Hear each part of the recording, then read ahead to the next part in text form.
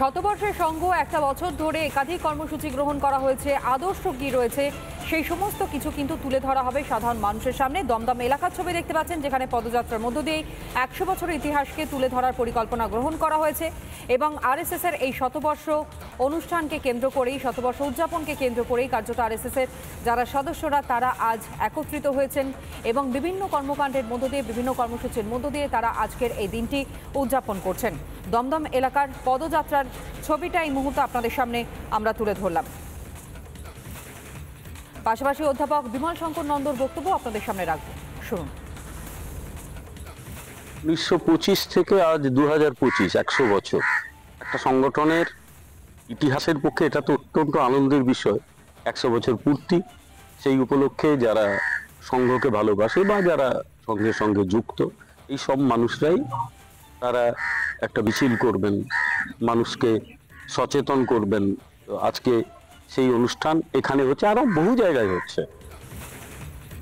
মানব সেবাই মূল আদর্শ এবং সেই মানবতার কথাকে সামনে রেখেই বিশেষ পদযাত্রার আয়োজন করা হয়েছে, যেখানে 100 বছরের ইতিহাসকে আরও একবার স্মরণ করছেন আরএসএস এর সদস্যরা। বিশ্ব হিন্দু পরিষদের নেতা বিশাখা নন্দর বক্তব্য আপনাদের সামনে আমরা তুলে ধরবো, শুনুন। প্রতি বছরই এরকম পথ সঞ্চলন অনুষ্ঠিত হয়, এবছরও হচ্ছে। এটাই বলতে পারি, সংখ্যা বাড়ছে ধারে ধারে সব দিক দিয়ে, যেটা ভালো। গোটা বিশ্বকে একটা নতুন কথা জানাচ্ছে, বার্তা দিচ্ছে।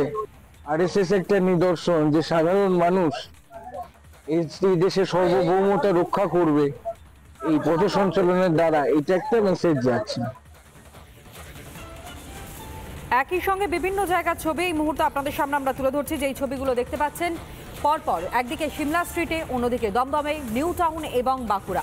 বিভিন্ন জায়গার ছবি আপনাদের সামনে শতবর্ষ উদযাপন এবং সেই শতবর্ষ উদযাপনকে কেন্দ্র করে আজ মহালয়ার দিন, শুভ দিনকেই তারা বেছে নিয়েছেন এবং আজকের দিন, যেই দিনের বিভিন্ন জায়গার ছবি দেখতে পাচ্ছেন, 1000টি কর্মসূচি গ্রহণ করা হয়েছে গোটা বর্ষব্যাপী। অর্থাৎ একটা বছর ধরে আরএসএস এর পক্ষ থেকে যে 100 বছরের কর্মকাণ্ড, মানবতার স্বার্থে যেভাবে নিরন্তর কাজ করে গিয়েছে আরএসএস, সেই সমস্ত বিষয় কিন্তু তুলে ধরা হচ্ছে।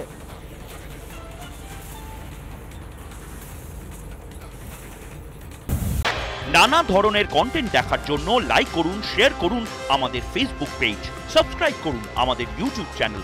পাশাপাশি অন্যান্য ব্রেকিং নিউজের জন্য অবশ্যই চোখ রাখুন রিপাবলিক বাংলায়।